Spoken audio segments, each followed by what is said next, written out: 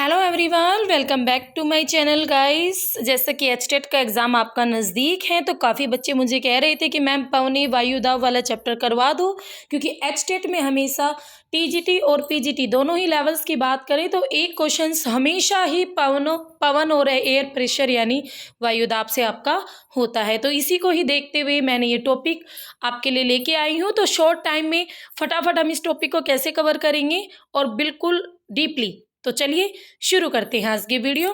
तो यहाँ पर सबसे पहले आपको पता होना चाहिए, देखो वायुदाब होता क्या है, ठीक है। तो वायुदाब क्या होता है, जो वायु में उपस्थित बल जो भार होता है उसको वायुदाब कहते हैं, ठीक है। यानी वायु में उपस्थित जो भी दबाव होता है, जो भी बल होता है उसे वायुदाब कहते हैं। खोज की थी किसने भाई वायुदाब की? मैरिक महोदय ने 1651 में मैरिक महोदय ने वायुदाब की खोज की थी। वायुदाब और तापमान इन दोनों में गाइस उल्टा संबंध होता है। जिस एरिया में आपका टेम्परेचर अधिक होगा वहाँ वायु कम होती है। ऐसा क्यों होता है? देखो मान लो ये एरिया है एक, इस एरिया में आपका टेम्परेचर अधिक है तो यहाँ की सारी हवा कैसी होगी? टेम्परेचर अधिक है तो गर्म होगी। और देखो आपने कभी देखा हो, आप जब भी दूध उबालती हो या कोई पानी उबल रहा हो तो उसकी जो भाप है वो हमेशा ऊपर की ओर उठती है। तो उसी तरीके से आपकी गर्म हवाएं भी गर्म होकर ऊपर उठना शुरू कर देगी और ये एरिया क्या हो जाएगा भाई? ये एरिया आपका हो जाएगा खाली, ठीक है। तो यहाँ पर फिर वायु का दबाव कैसा रहेगा? तो यहाँ पर वायु का दबाव कैसा रहेगा? खाली, एरिया खाली हो गया तो वायु में वायु ही नहीं होगी तो बल, वायु में बल कहाँ से रहेगा, है ना। तो इस प्रकार आपके जहाँ पर अधिक टेम्परेचर वहाँ पर वायु दाब कम।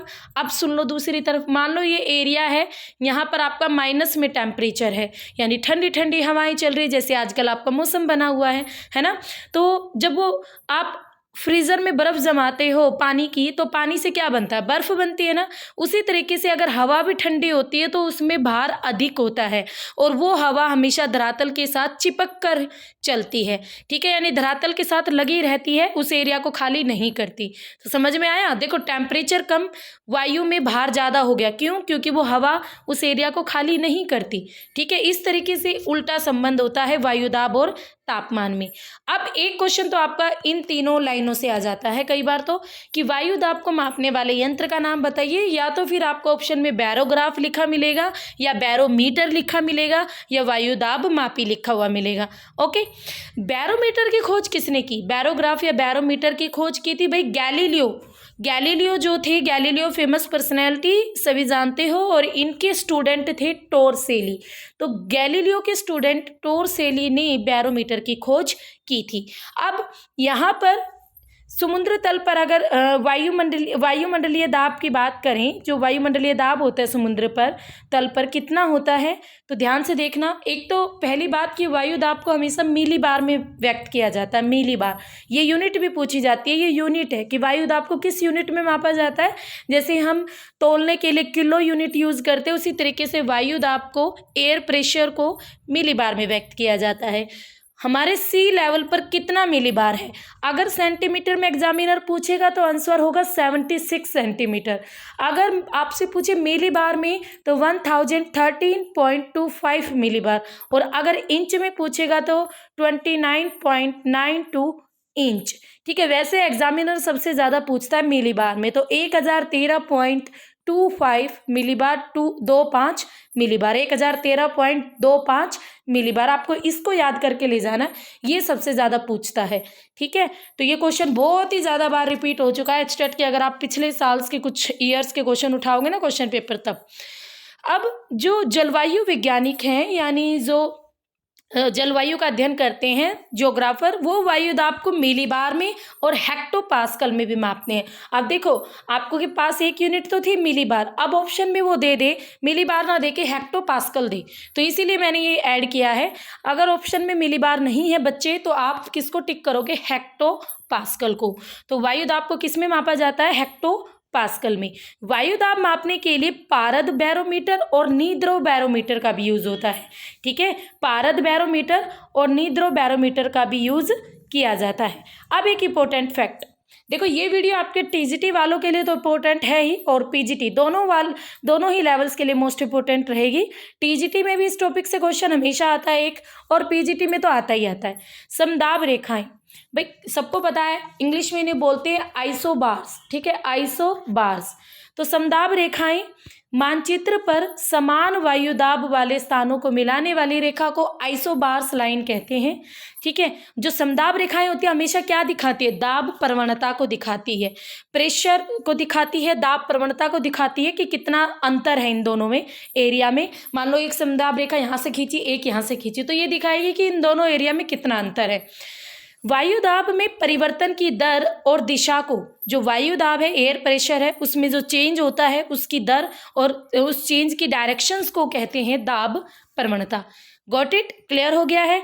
जब आपकी पास पास जो समदाब रेखाएं होंगी तो आपका दाब प्रवणता कैसा होगा? तीव्र होगा, यानी अधिक दाब प्रवणता हमें देखने को मिलेगी।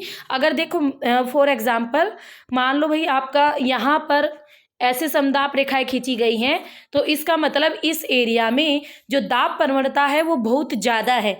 और जब समताप रेखाएं दूर दूर होगी, मान लो एक यहाँ पर है, एक यहाँ पर है, तो आपकी जो दाब प्रवणता होगी वो कम होगी उन एरियाज में। तो इसको भी ध्यान रखना, एग्जाम में पूछा जा सकता है कि जब समताप रेखाएं जब पास पास में होती है तो दाब प्रवणता कैसी होती है और जब दूर दूर होती है तो कैसी होती है। और वायु दाब को मापने के लिए बैरोमीटर का यूज़ होता है, बैरोग्राफ का यूज़ होता है। गैलीलियो के शिष्य टोरसेली ने बनाया था। ठीक है, वायु दाब की खोज मैरिक ने की थी। और क्या पढ़ा है हमने अभी तक? हमने समुद्र तल पर वायुमंडलीय दाब पढ़ लिया है, 76 सेंटीमीटर, 1013.25 मिली बार और 29.92 इंच। और हेक्टोपास्कल में भी वायु दाब को मापा जाता है। अब आता है भाई वायु दाब कटिबंध। अब हमारी पृथ्वी पर अगर हम बात करें एयर प्रेशर बेल्ट की, तो 7 एयर प्रेशर बेल्ट है।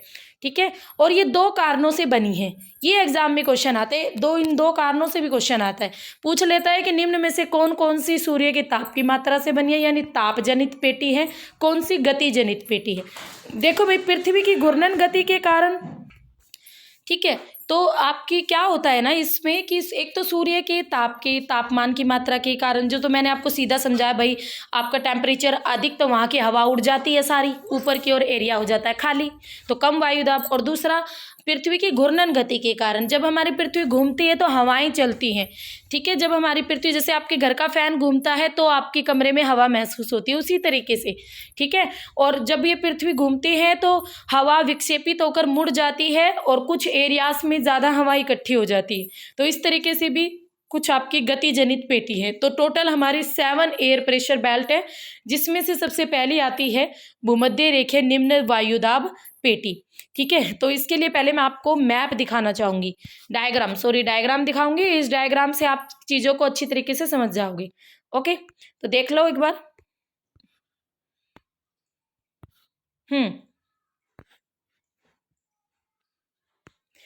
यहाँ पर देखो भाई, यहाँ पर आपको ये सारी सातों के सातों दिख रही है। नंबर 1 इज भूमध्य रेखीय निम्न वायुदाब पेटी, लो प्रेशर क्यों है? क्योंकि भूमध्य रेखा पर सूर्य ताप की मात्रा सबसे अधिक होती है, तो यहाँ की सारी हवा उड़ जाती है और इस तरीके से यहाँ पर, ठीक है, यहाँ पर इस तरीके से आकर इकट्ठी हो जाती है। तो ये तो आपकी हो गई ताप जनित पेटी, है ना, भूमध्य रेखा ताप जनित पेटी हो गई, तापमान से सीधा रिलेटेड है। नेक्स्ट आती है उपोषण उच्च वायुदाब पेटी, उपोषण उच्च वायुदाब पेटी और उपध्रुवीय निम्न वायुदाब पेटी। और साउथ में बिल्कुल सेम यही है ना। अभी इनको छोड़ दो, अब ये पढ़ो, उपध्रुवीय, सॉरी यहाँ ध्रुवीय आएगा, उप नहीं आएगा, ध्रुवीय उच्च वायुदाब पेटी और साउथ में भी ध्रुवीय उच्च वायुदाब पेटी। तो एक तो ये भूमध्य रेखीय निम्न वायुदाब पेटी, मैंने बताया कि लो प्रेशर यहाँ पर कैसे बना। अब यहाँ पर ध्रुवों पर हाई प्रेशर कैसे बनता है? ध्रुवों पर आपका टेम्परेचर आपका कम होता है और वहाँ की सारी हवा धरातल के साथ चिपक कर बैठ जाती है और इस वजह से यहाँ पर जो एयर प्रेशर होता है वो हाई होता है। तो हाई प्रेशर बेल्ट बनती है। तो ये सीधा सीधा टेम्परेचर से रिलेटेड हो गई। तो दोनों ध्रुवों वाली और भूमध्य रेखीय, ये तो तीनों बेल्ट हैं, ये आपकी कैसी बेल्ट है? ताप जनित पेटी में आएंगी। किस में आएंगी? ताप जनित, क्योंकि सीधा सीधा टेम्परेचर से प्रभावित हो रही है। अब इनको देखो, उपोषण उच्च वायुदाब पेटी और उपध्रुवीय निम्न वायुदाब पेटी, ये जो पेटियां हैं, ठीक है। ये दोनों उपोष्ण उच्च वायुदाब 30 से 35 डिग्री और 60 से 65 उपध्रुवीय, और साउथ में भी बिल्कुल सेम। ये चारों पेटियां आपकी गति जनित पेटी है, क्योंकि पृथ्वी की घूर्णन गति के कारण यहाँ पर सारी हवाएं अगर हम बात करें भूमध्य रेखा की हवा, तो सारी यहाँ पर इस एरिया में आकर इकट्ठी हो जाती है, इसलिए हाई प्रेशर बेल्ट यहाँ बन जाती है। और इधर से हमारी पृथ्वी जब घूमती है ना, तो यहाँ की हवा इधर मुड़ जाती है। 1 मिनट दोबारा बताती हूँ। भूमध्य रेखा की हवा यहाँ आ गई, इसकी भी यहाँ आ गई जब पृथ्वी घूमती है। अब जब पृथ्वी घूमती है तो उपध्रुवीय वाले की हवा भी इस एरिया में आकर जमा हो जाती है और कुछ हवा ध्रुवीय एरिया में चली जाती है। इधर भी सेम यही होता है। तो इस वाले एरिया में आपकी हवा इकट्ठी हो जाती है ना सारी, तो हाई प्रेशर बन जाता है, और यहाँ से सारी हवा चली जाती है घूर्णन गति के कारण, तो यहाँ पर लो प्रेशर बन जाता है। ठीक है। तो ये दोनों जो बेटियाँ 30 डिग्री से 35 डिग्री और 60 डिग्री से 65 डिग्री, ये जो चारों बेल्ट है ये आपकी गति जनित पेटी है। पृथ्वी की रोटेशन के कारण इन पेटियों का विकास हुआ है। अब मैं आपको एक एक पेटी पढ़ाती हूँ। सबसे पहले भूमध्य रेखीय निम्न वायुदाब पेटी 0 से 10 डिग्री नॉर्थ और साउथ में है। टेम्परेचर अधिक है, इसलिए वायुदाब कम है। वाष्पीकरण बहुत अधिक होता है। यहाँ हवा हर गर्म होकर हल्की होकर ऊपर उठकर फैल जाती है। ताप जनित पेटी है। देखो, अगर आप बच्चे आप ये सोच रहे हो मैम लिख के पढ़ा रही हैं, तो गाइस मैंने यहाँ पर किसी बुक में से देखकर नहीं लिखा है, मैंने वो लिखा है जहाँ से आपके क्वेश्चंस बनते हैं, और लिखकर आपका ही टाइम बचा रही हूँ, क्योंकि इसी चीज़ को अगर मैं व्हाइट बोर्ड पर पढ़ाऊंगी ना, तो यही क्लास आपकी जाकर 1 घंटे में पूरी होगी, जिसे हम 15 मिनट में फास्ट कवर कर जाएंगे, क्योंकि टाइम है आपके पास अब कम। ओके, आगे सेकंड बेल्ट आती है, जहाँ से इस वाली बेल्ट से ऐसा कभी ये हुआ होगा कि क्वेश्चन ना पूछा हो एग्जामिनर ने, ये तो फेवरेट बेल्ट है एग्जामिनर की, उपोष्ण उच्च वायुदाब पेटी। ठीक है। 30 डिग्री से 35 डिग्री नॉर्थ में भी और साउथ में भी, दोनों गोलार्धों में ये पेटी होती है। इसे कहते हैं अश्व अक्षांश। इसके पीछे भी एक स्टोरी है।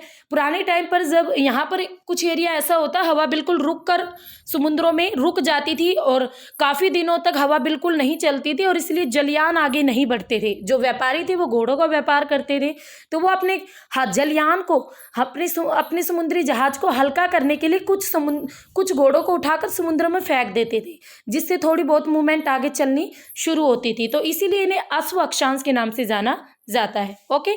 और आपका भूमध्य रेखीय पेटी को डोलड्रम कहते हैं। डोलड्रम, तो डोलड्रम है यानी भूमध्य रेखीय निम्न वायुदाब पेटी है, और उपध्रुवीय पेटी जो इससे अपर वाली बेल्ट है, उपोष्ण वाली से ऊपर वाली बेल्ट उपध्रुवीय, इन दोनों पेटी की सारी हवा आकर उपोष्ण उच्च वायुदाब पेटी में आकर बैठ जाती है। मैंने अभी अभी आपको समझाया कि कैसे भूमध्य रेखा से भी हवा 30 डिग्री 35 डिग्री पर आती है, और 60 डिग्री और 65 डिग्री की भी हवा 30 डिग्री 65 डिग्री के पास आ जाती, 30-35 के पास आ जाती है। ठीक है। तो ये कौन सी बेल्ट है आपकी? गति जनित, यानी पृथ्वी की घूर्णन गति के कारण यहाँ पर सारी हवा आकर बैठ जाती है। नेक्स्ट आती है तीसरी बेल्ट, उपध्रुवीय निम्न वायुदाब पेटी। 60 से 65 डिग्री नॉर्थ में भी और साउथ में भी। यहाँ पर भी पृथ्वी की घूर्णन गति के कारण और या पृथ्वी के चपटेपन के कारण क्या होता है, यहाँ की सारी हवा विक्षेपित होती है, यानी मुड़ जाती है ना। और यहाँ की सारी हवा 30 डिग्री, यहाँ की सारी हवा इसके पास चली जाती है ना, और कुछ हवा चली जाती है पोलर एरियाज में। तो यहाँ पर आपका जो हवा रहती नहीं, फिर सारी चली गई, तो जो लो प्रेशर बेल्ट यहाँ पर बन जाती है। नेक्स्ट आता है ध्रुवीय उच्च वायुदाब पेटी। जो ध्रुवीय उच्च वायुदाब पेटी, इसमें क्या होता है, आपको 80 से 90 डिग्री नॉर्थ में भी और साउथ में भी यहाँ पर बिल्कुल लो टेम्परेचर रहेगा, सूक्ष्म वायु होती है, और पृथ्वी के गुरुत्वाकर्षण का यहाँ पर प्रभाव सबसे ज़्यादा होता है, इसीलिए आपका जो वायु है यहाँ पर सबसे ज़्यादा बनी रहती है, यानी वायु बिल्कुल खिंची रहती है, इस एरिया के साथ टिकी रहती है। ताप जनित पेटी में इसको शामिल किया जाता है। तो 2 पेटियां भूमध्य रेखीय और ध्रुवीय, ये दोनों आपकी ताप जनित पेटी है, और उपोष्ण और उपध्रुवीय ये दोनों भैया आपकी गति जनित पेटी है। अब आता है एक इंपॉर्टेंट फैक्ट, ITCZ, जहां से क्वेश्चन आता है और बच्चे मोस्टली कंफ्यूज रहते हैं ITCZ क्या होता है। तो भाई एक तो इसकी फुल फॉर्म एग्जाम में पूछी जाती है, इंटर ट्रॉपिकल कन्वेक्शनल जोन, अंत उष्ण कटिबंधीय अभिसरण क्षेत्र कहते हैं इसे। ठीक है।